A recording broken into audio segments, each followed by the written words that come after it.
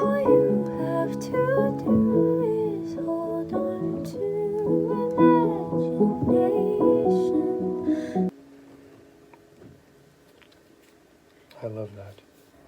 Look outside and try to find wonder hides before your eyes.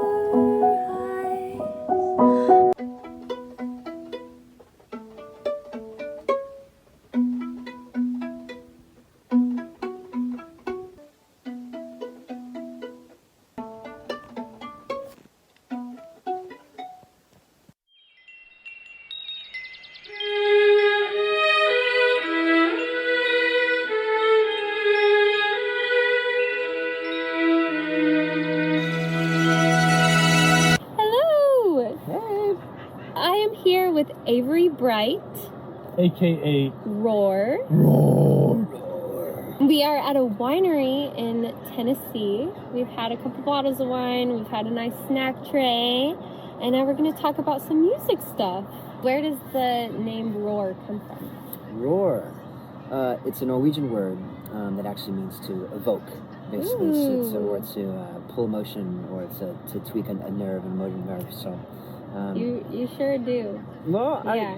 strings are good for that, you know. Like, strings are kind of the emotion in a track. You know, you can have a track or a song, and then once you add a violin and cello, then suddenly people start feeling things. You know? So, Roar, it's got the slash through the O, which is as actually how it's spelled in Norwegian. So it's pronounced RØRE.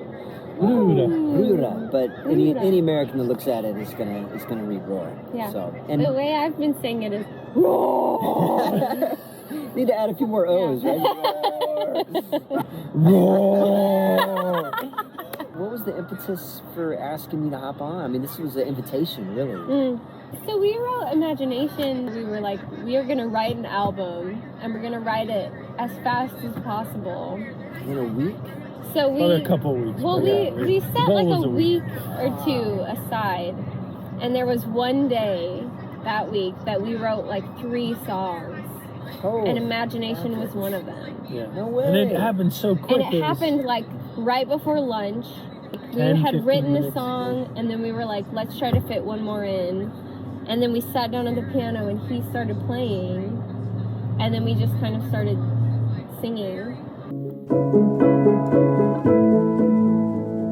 All you have to do is hold on to imagination. Let out all the colors of your heart, and you will see. Did you write the lyrics first then? We wrote the melody first. Okay, all right. Okay. And But then it all the sort of lyrics, happened at the the same lyrics time. kind of happened at the same time. It was like we wrote the melody, and there were some words that didn't make sense, and then we kind of switched them out for words that did.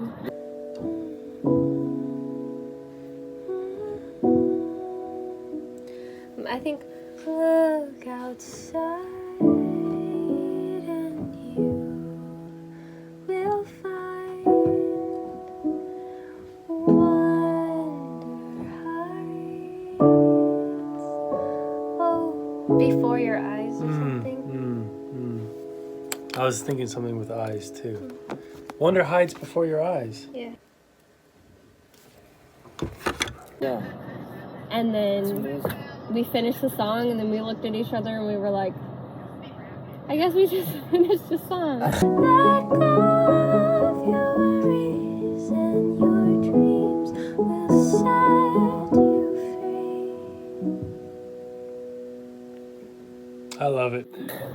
And then he was like, we have to have strings on this song. And then he was like, we have to have Avery on this song. And it was So you were, so you were in the talks at the very beginning. Oh, it's amazing. And I was like, man, this song is so Disney, you know? Like it just It feels is. so Man. Disney. Yeah. Dude, And then when Like, so you you gotta have that string. you sent me like what you had written, but it wasn't The MIDI, real yeah. instrument. Yeah, it's just fake bounces. And I was driving in the car listening, and the minute the second verse hit, I just started like crying. Yeah, that's, dude. Oh my When god. you have,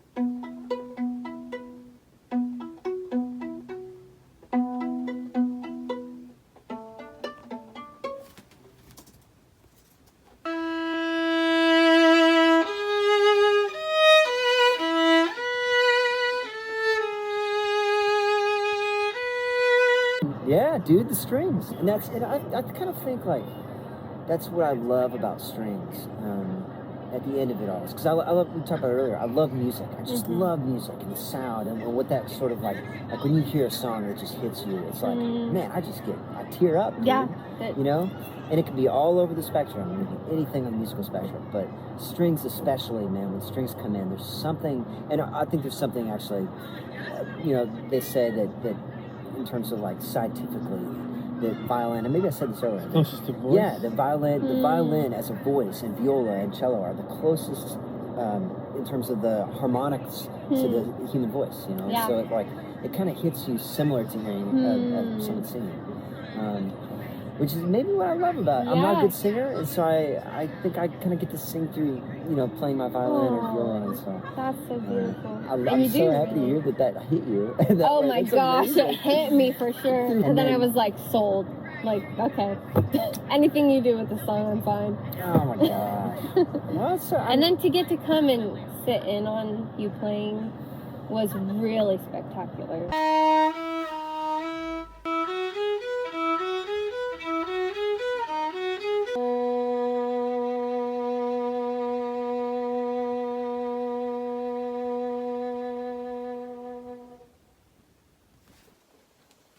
a lot of times the way we work these days is like you get the song, you work on it, you send it back. It's kind of rare, for me anyway, to have the artist come and the producer come and sit in and kind of experience the sort of nuts and bolts, like building process of creating that sound that they get, you know. It's cool to kind of live through that together and build that essentially together. I mean, there were parts of that session where I'd play something and there was input like, oh, let's change that note a little bit, or let's make that tremolo, or let's put that pizzicato thing in a different spot. And so that was a cool experience for me too, like to have the artist there. It was sort of a very collaborative experience, you know, like, and it does feel like we were able to build something together.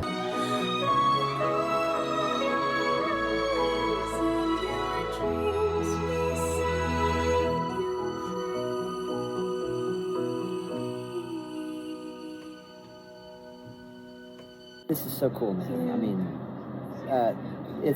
it's so cool to have a friendship with you guys. First of all, I mean, really, like, you know. But then to also to be invited into what you're doing creatively, and then what you've built so far. Like, I have so much respect for what you've gone through to like build where you're at already. And then to be like, hey, man, like, you want to hop in on this? Well, oh yeah, of course, I would be honored.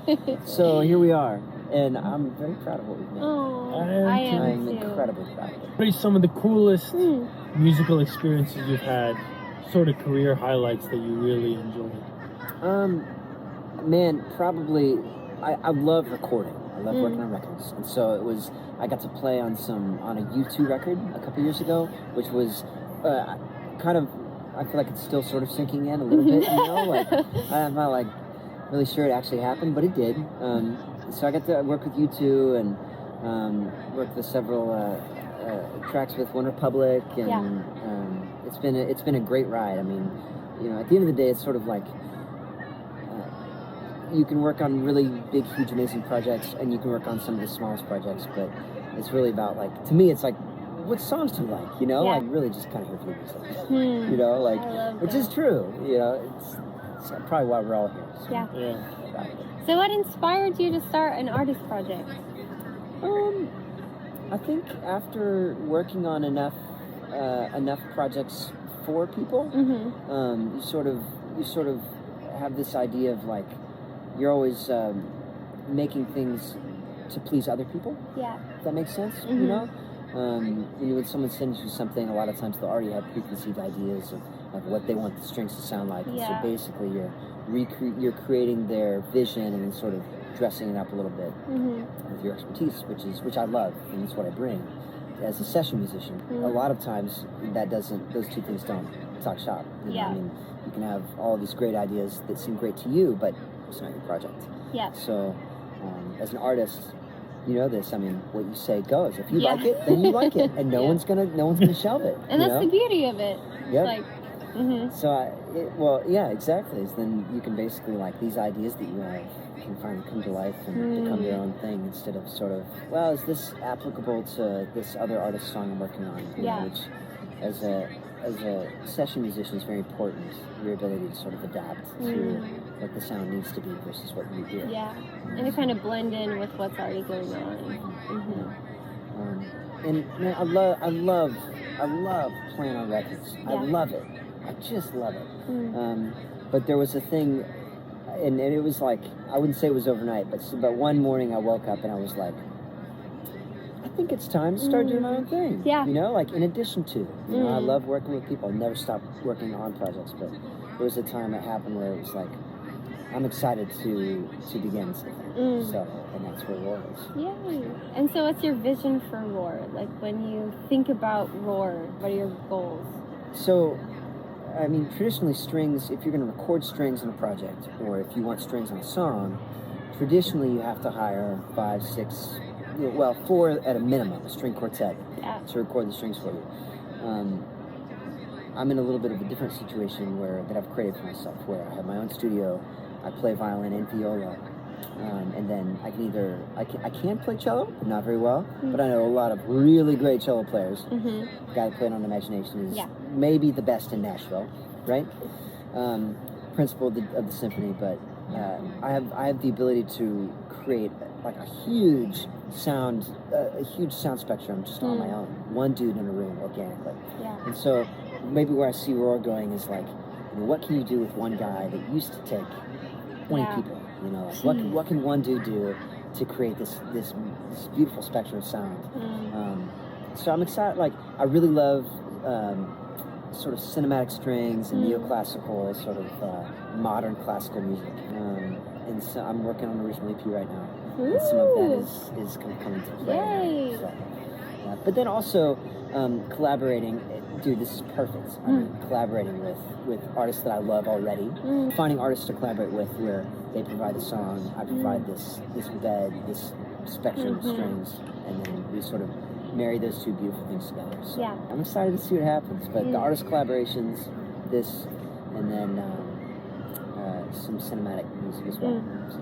And how did you kind of fall into the process of building this entire soundscape that's usually done by a bunch of people by yourself?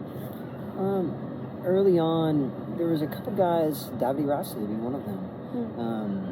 Who's the string player for Coldplay and has done all these incredible records, incredible huge orchestral sounds with one dude. Yeah. And so I think as a young string player right out of college, there was sort of a game that you had to play as a freelance musician or a violin player to be able to get work or play on records. Was you had to sort of buddy up to the contractors and be friends to hopefully get called to be part of the orchestral strings section. And so part of me was like, well, I don't have time for this. I'd rather just do my own thing. I'm not going to wait on impressing someone or making somebody happy. So I just started recording my own stuff, kind of experimentally in my bedroom, post-college. That's awesome. And then sort of as things developed and as my gear got better and my skills got better and my connections started meeting more people and more opportunities came. And so suddenly I was able to start.